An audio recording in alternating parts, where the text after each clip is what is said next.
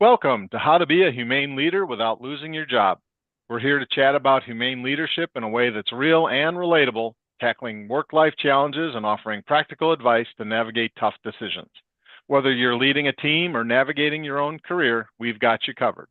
I'm Chris Olerking, a Fortune 100 IT leader, and with me is Roberto Torres, a startup engineering leader. We'll dive into real-world stuff, share experiences, and offer guidance on leading with compassion while keeping your career on track. Today, we'll discuss how to be likable but not fake and still be a humane leader. Roberto, welcome back from vacation. Good, man. Thank you very much. You must be very rested, right? Vacations can be very energizing, unless you exhausted yourself from all the dancing till 3 a.m. in the morning. Uh, I'm 55, not 25 years old, so I get on the beach reading a lot, so my energy is totally full.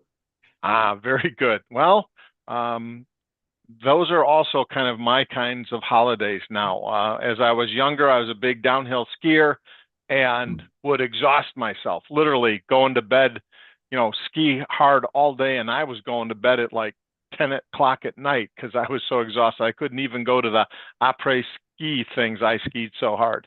I don't know how those people would go downhill skiing and stay out till 2 in the morning. Of course, they didn't take the first chairlift up the slope at 8:30 in the morning either. They probably got up at noon. So different strokes for different folks. And interestingly enough, that little bit of discussing, our holidays. What did you do? How are you? This is part of how a humane leader works on being likable, right? We may not do the same kinds of things. You may not downhill ski. Maybe I don't like hot climates or things like that. I happen to like tropical environments, but let's just suppose I didn't. Yet we still have a little bit of discourse before we get to work on our podcast. And that is kind of one of the things that helps you be likable, right? And still maintain even though we're not boss, leader, humane leader, or peers, but it's important to have that kind of rapport for a little bit with people to build a bond and build your team. Yeah, indeed, because it shows real interest in what they did, what your team members did, rather than, going to a script and say, hey, Chris, what's going on with your vacations? Because you show emotion, you show interest, you show, hey, what happened? Tell me more about it. It was something real and not fake. Yes, exactly. And while we all have work to do, we got to get work done, and so we can't necessarily spend the next 3 hours talking about the holiday, right? So we will have to talk about our work stuff. That little bit of time helps start to build a relationship. And I read and shared with you an article that CNBC did on how to help you be likable at work. Because let's face it, a lot of different personalities. We don't necessarily like everybody. That's impossible. And I think an early trap I fell into as a leader is I tried really hard to be my team's friend. And that's really not what we are. As humane leaders, we're coaches, but our coaching, right? We have to get to know our players and understand what are their likes and dislikes? How do they respond to things outside of the office? And that will help us be humane leaders in the office because we'll have a better idea of what they enjoy, what they might be more excited about from a work assignment perspective, and it'll help us make better decisions as a humane leader. Yeah, indeed. And it is not only for vacation, it's for personal life, it's what they share with us. It's not, as I mentioned before, a script. Oh, Chris told me that he has problems or he has these achievements. I want to know more because it's that kind of rapport that we have created with our team members and that our team members cherish of us, and when we became true with them, they give more confidence of themselves to us, and they share more information rather than being really worried about this information. Should I give it to Chris or not? No, they they open themselves. That's what the thing about it is a true humane leader, the one who not only understands what people are facing and is really happy about their achievements, and it's becoming a humiliator, but also when we're talking about work life, hey, Roberto or Chris, I'm a little behind of my work, and it's because I felt compelled to do something else, or because I thought it was easier and it was not. What shall I do? And they might tell you this before deadline, not specific on the deadline, because rather than lying or withholding information, they will give it to you. That is something that bites us with our team members, right? Yes, absolutely. And as they're accomplishing those things, one of the things that the article mentions, and I always tried to do, is, give credit to that person when they accomplished it. So, in other words, Roberto finishes the project a week ahead of time. I shouldn't then, as the humane leader, go to my leadership and say, I got it done a week early. No, I should say, hey, my team, Roberto, really put in some hard effort here and came up with some creative ideas, and we got it done. We got it done a week early. Roberto did this. Yeah, Give the credit, right? Name right. names. And, yes, it's we. There was more than just Roberto on the team. And yes, me as the humane leader may have helped steer out of decisions that would make it late, right? And hey, I've been down this path before. Let's not go down that path. Let's go this way. The humane leader does contribute, but primarily they give credit to the team. We did this, and I'm going to mention that Roberto, came up with this creative solution to the query problem that it cut our query time response in half. I give named credit, and I'm specific about what you did. So that way, I'm not stealing your success. I'm making your name aware to the leadership, give you better promotion and opportunities, right? And I'm very specific about what it is. So what was it about? It was about creative thinking. It was about a metric that was measurable. Query time got cut in half. These are the things that your team can then respect you for. And whether you're a social person or not, it is something that you actually can kind of mechanically do, right? So sometimes, leadership, it's a soft skill. And we've talked about some of those soft skills. But sometimes, especially when you're in an engineering environment, sometimes, us engineers are not the most social creatures on the planet, don't always have the best social skills. Maybe we even have a little bit of autism that makes us have more difficulty with it.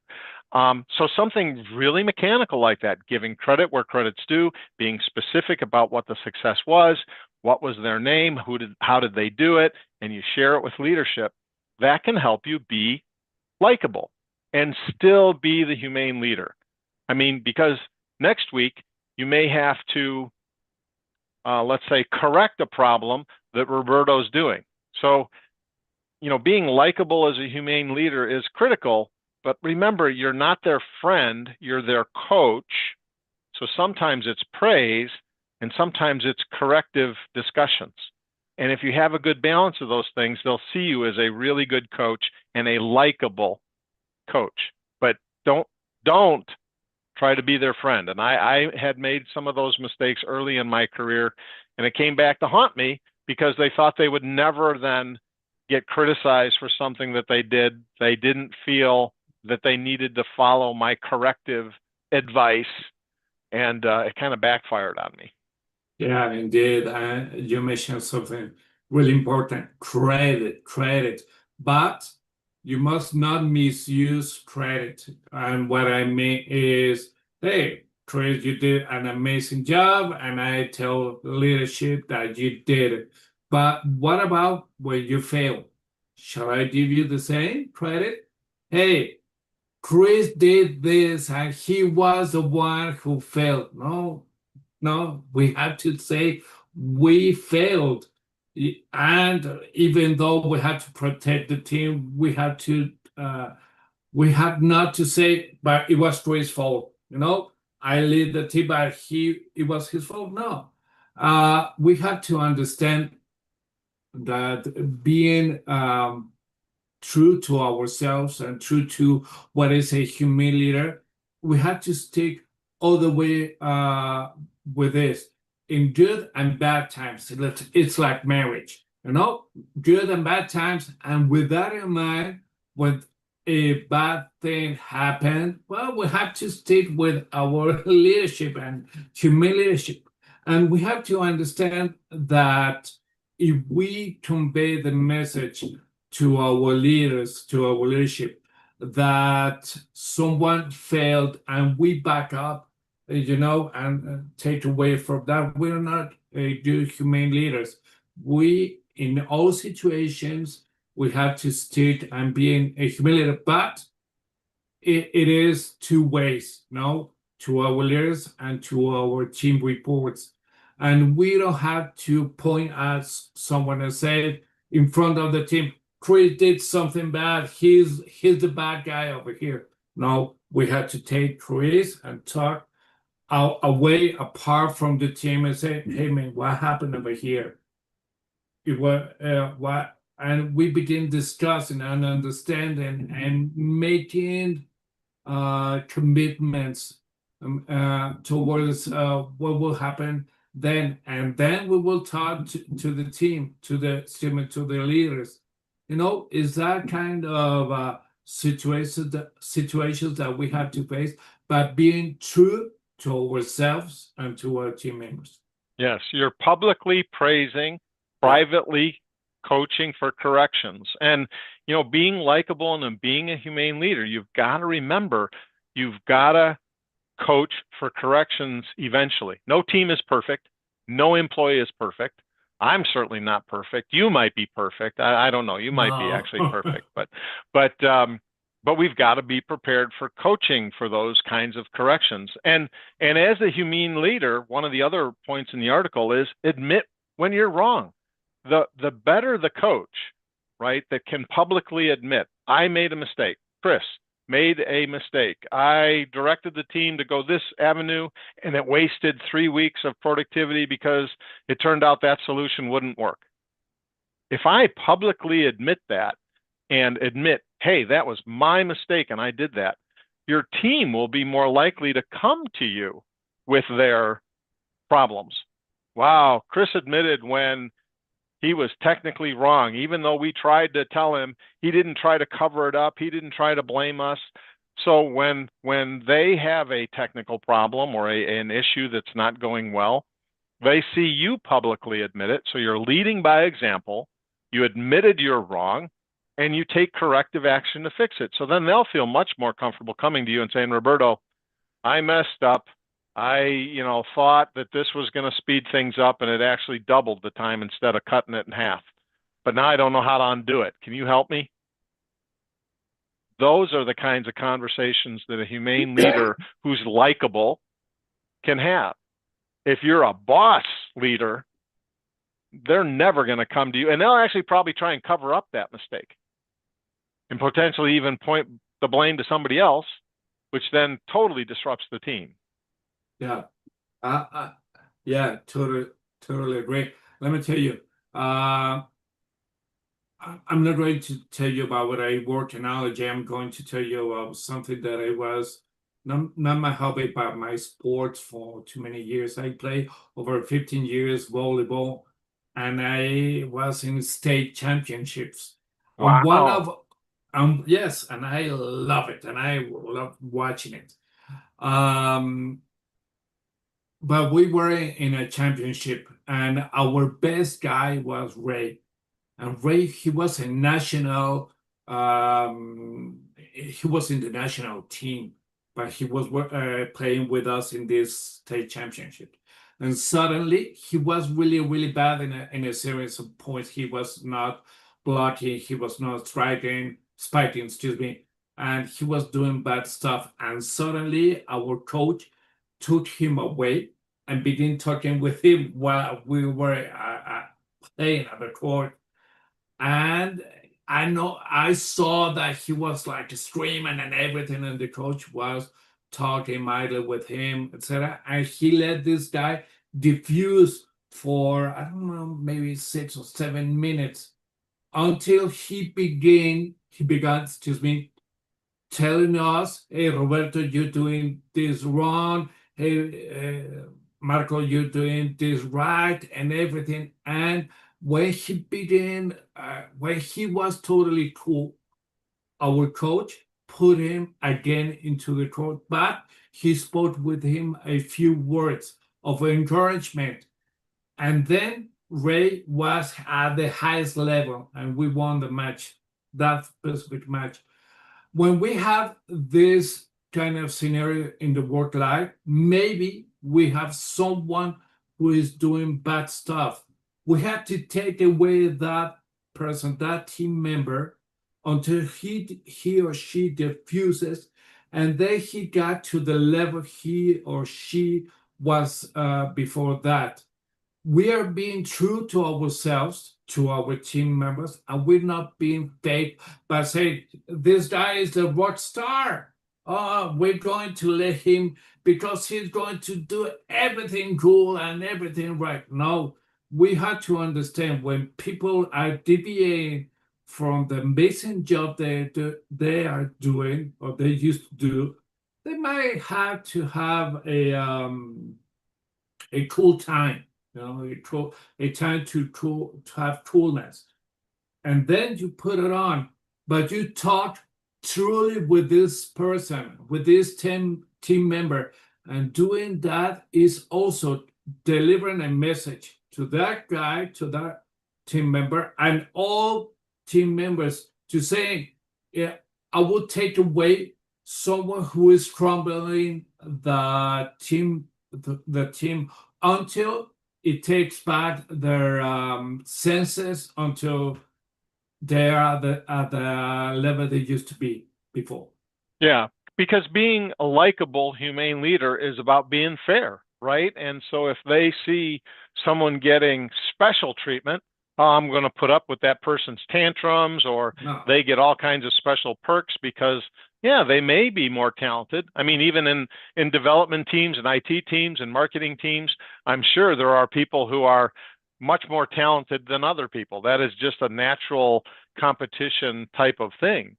But if they get special treatment, even when they're screwing up, then the team will not see you as a very likable, and they'll see you as an unfair leader, not a humane leader.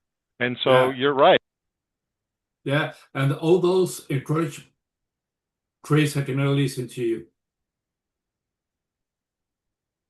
Volleyball, it's hard to privately correct, right? Because you're on the court. But within the confines that we want to try and privately correct, publicly praise success.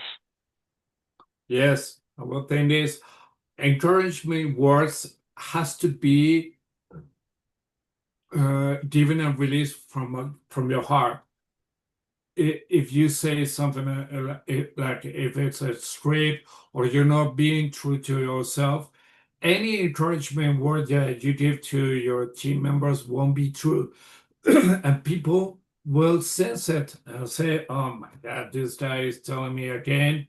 I don't buy it because he's not true and he is not the leader that I'm looking for. So being not harsh, but being a leader is to understand the situation that we are in and making hard decisions, maybe decisions that we don't like them, but if it's good for the team and for the results and the deliverables that we have to do, they are good, even though we might not see it at that time. But it's like this analogy of Ray. I'm pretty sure that when Ray got out of the court and began talking with the coach, he was pissed off. He didn't see the same things as the coach did. But when this guy cool, he begins seeing, oh, we are making some mistakes. Hey, do this right. He began giving pointers and everything, and he was a team player again. Yeah, and sometimes that humane leader, you're right, has to make an unpopular decision. It might be to fire an employee, right? Ultimately, they get fired. But if it's because they were not carrying their burden with the team, and the team, trust me, the team members know who's working Yeah. the hardest and who's working the least. And if they see someone working the least and you do nothing about it, what, because you're trying to be likable, that will not work, right? Because then they see you as being grossly unfair.